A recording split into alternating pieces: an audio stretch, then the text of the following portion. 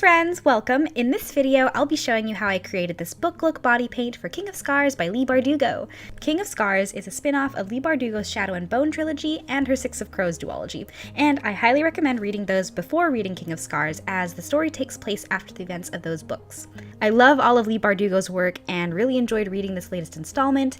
For this book look, I wanted to make something that combined the cover art along with what happens in the story. So if you're interested in how I did it, I will show you now. Woo!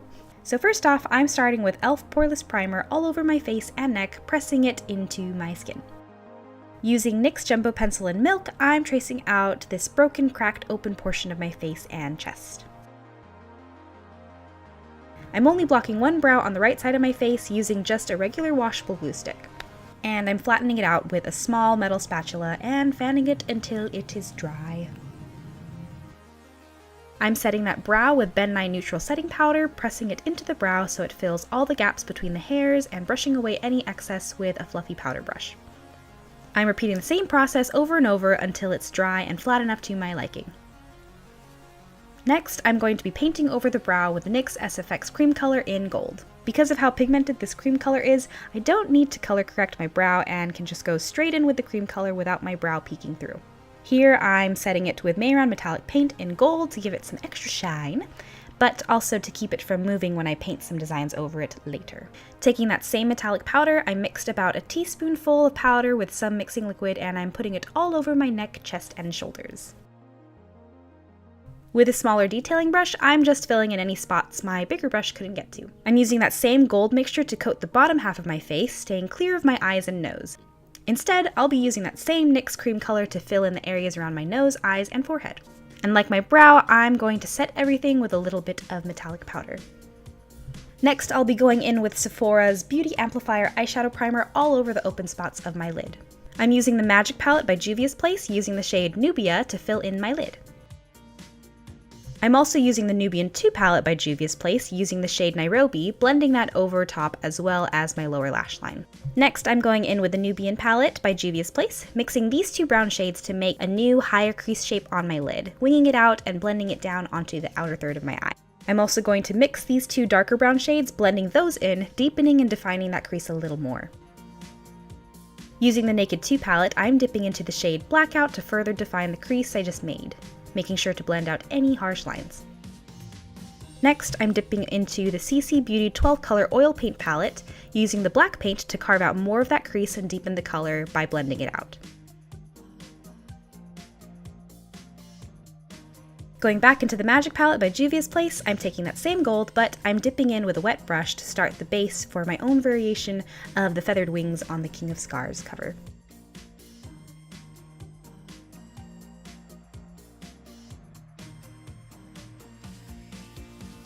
Going back into the Nubian palette, I'm following the same shading steps I did with my eye onto the feathers, starting with the lighter tone browns. And yes, while painting this, I did think the wings did look like bananas at first. Rather than using eyeshadows, I decided to use brown body paint from the Mehron Paradise Basic palette to darken up the shading. I'm also using that same paint with a small nail art brush to detail the feathers a little bit more. Dipping into the black paint on the same body paint palette, I'm just barely outlining the feathers to help separate them from one another. I'm also going to darken up under my eye with those same brown shadows and black paint that I used before. And contouring and shadowing around the feathers I just made with the same black eyeshadow I used earlier. I'm taking the same brown shadow mixes onto a foundation brush and using it to carve out my jawline. I'm also using a smaller blending brush to add some of the same black eyeshadow as well. After this, I'm going to contour between my cupid's bow and under my lips. Next, I'm using the same technique from my jawline, using the same eyeshadows to contour my collarbones, shoulders, chest, and neck. I also just realized after finishing all of that contouring, I completely forgot to sketch out the scars from the book cover onto my chest. So I'm just doing that now, using the same NYX Jumbo Pencil to trace it all out. To color it in, I'm going back into the CC Beauty 12 color palette using the black paint again, mimicking the jaggedness of the scars from the book cover. I'm going to be dipping into the white color on that palette next to use it as a highlight color for the scar, along with the same brown eyeshadows on a smaller blending brush to make the scar look a little bit more 3D. To darken up that black, I'm just going over it with some black water activated paint. This one is by Mehron Paradise Paints. Next, I'm tracing out where I want the thornwood and roses to be on my shoulders with the same NYX Jumbo Pencil. For those of you that read the book, you'll understand the significance of the thornwood, and that's mostly the reason why I chose only to use that art from the cover rather than the parts of Ravka, the Fjordan ships, etc., just because I thought it would tie the whole cracked open spot on my face all together more and speak more to the story. After tracing, I'm using the same eyeshadows and paint technique to define the roses and thornwood more, starting with the lighter shades and eventually defining it with black paint. This took some time, so I think this is a good time to talk about the book. For those of you who haven't read King of Scars or don't know much about it, King of Scars is a spin-off from Leigh Bardugo's Shadow and Bone trilogy and her Six of Crows duology. This book follows the perspective of Nikolai, Zoya, Nina, and a brand new character shortly after what happens at the end of Ruin and Rising. I highly recommend picking up the trilogy as well as the duology, preferably before you actually read King of Scars. And if you're interested in what I thought while reading King of Scars, please go check out my book talk video, which I'll try to link below. Anyways, tracing the thornwood with a jumbo pencil and eyeshadows took too long for my liking, so I'm just going to freehand this side with some brown body paint. And I'm just trying to copy my other side as much as possible, but keeping them asymmetrical. Next, I'm tracing out bits and pieces of the roses and thornwood with some black body paint. I've noticed that the thorny woods tend to be a theme in Leigh Bardugo's Grishaverse. If you take a look at her book The Language of Thorns and the Severed Moon journal she came out with, those thorny branches are like a signature design, which I love. It's visually appealing to me and I just love painting them. After laying down that paint, I'm just going in with more black eyeshadow just to blend out that shading a little bit more. I'm also dipping into Nubia from the Magic palette to re-highlight some spots on the roses and thornwood. I'm finally moving onto the cracked open side of my face, and I'm just going to be concealing under my eyes and any acne scars that I have with e.l.f. HD Lifting Concealer in the shade Light. And I'm blending that all out with a foundation brush, setting it with the same Ben Nye Neutral setting powder. I want to use my natural brow for this side, and I'm just combing out the hairs. I'm actually going in with a mascara just because I want my brow to be black, not its natural dark brown color. With the same black eyeshadow that I've been using, I'm just filling out my natural brow shape. I'm going to lay some setting powder under my eye to catch any fallout and pack on some of the black eyeshadow all over my lid, blending it out with a little brown eyeshadow on the blending brush. I'm not being too clean with this because I want it to be a little messy for later. After sweeping away the setting powder, I'm blending out my lower lash, dragging the color and blending it downward. Dipping back into my black body paint, I'm attempting to roughly draw some crack-like veining around my eyes. Also, messily packing on some of that black paint all over my lid to intensify the color and to blend everything all together.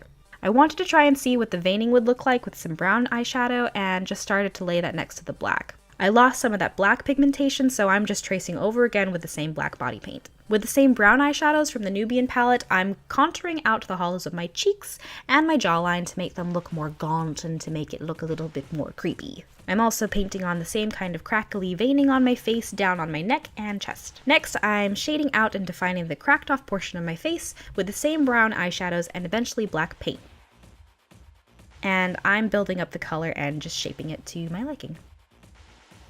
I'm also filling in the gaps around my sideburns, down my shoulders, making sure to blend everything out so it looks like this portion of my face lies just beneath the surface of the golden part of my body. I wanted to experiment here and see what some silver would look like on the veining, so I'm going back into the CC Beauty 12 paint palette and just testing it out, highlighting over the black and brown veining.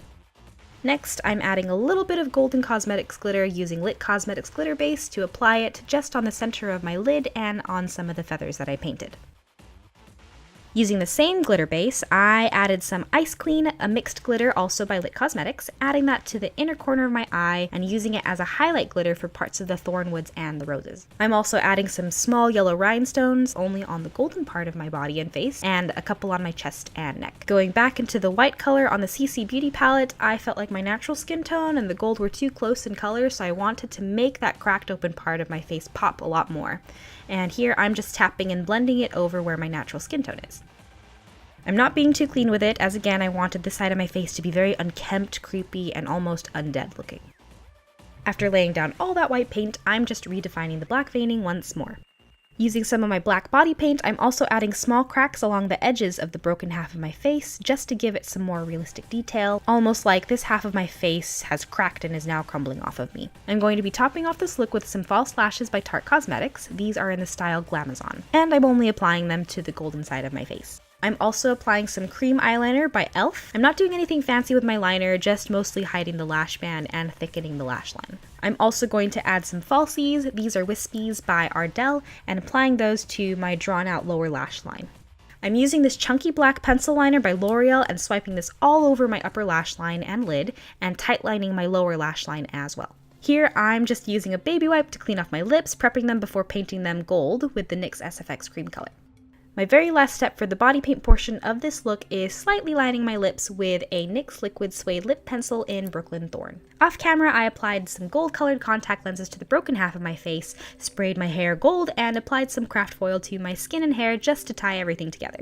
But that was pretty much it for how I created this book look for King of Scars by Leigh Bardugo.